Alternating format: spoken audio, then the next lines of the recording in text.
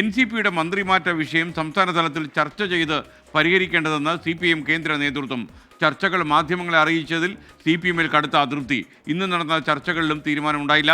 ബൽറാം നെടുങ്ങാടി വിശദാംശങ്ങളുമായി ഡൽഹിയിൽ നിന്ന്. ബൽറാം, വിവരങ്ങൾ.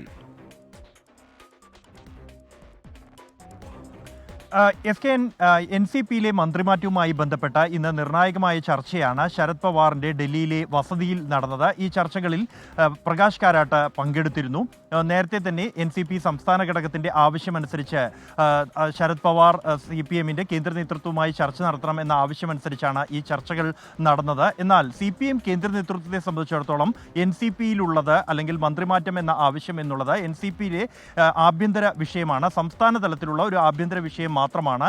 അത് സംസ്ഥാന തലത്തിൽ തന്നെ ചർച്ച ചെയ്ത് പരിഹരിക്കട്ടെ എന്ന ഒരു നിലപാടാണ് CPMന്റെ കേന്ദ്ര നേതൃത്വത്തിന് ഈ വിഷയത്തിലുള്ളത്. നേരത്തെ തന്നെ ഇക്കാര്യം വ്യക്തമാക്കിയതാണെങ്കിൽ പോലും ശരത് പവാർ തന്നെ ഇടപെട്ട ഒരു ചർച്ച ആവശ്യപ്പെട്ട പശ്ചാത്തലത്തിലാണ് CPM അതുമായി സഹകരിക്കാൻ തീരുമാനിച്ചതും പ്രകാശ് കാരാട്ട് ഈ ചർച്ചകളുടെ ഭാഗമായതും.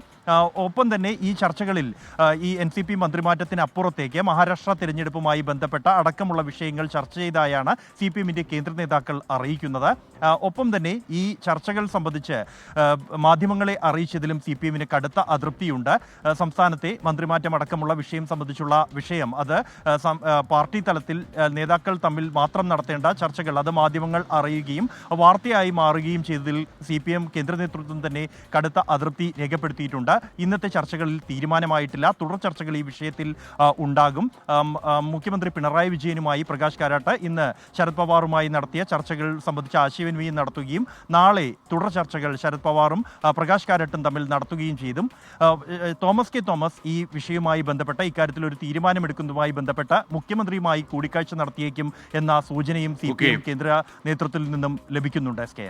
ബൽറാം നെടുങ്ങാടിയാണ് വിവരങ്ങൾ നൽകിയത്.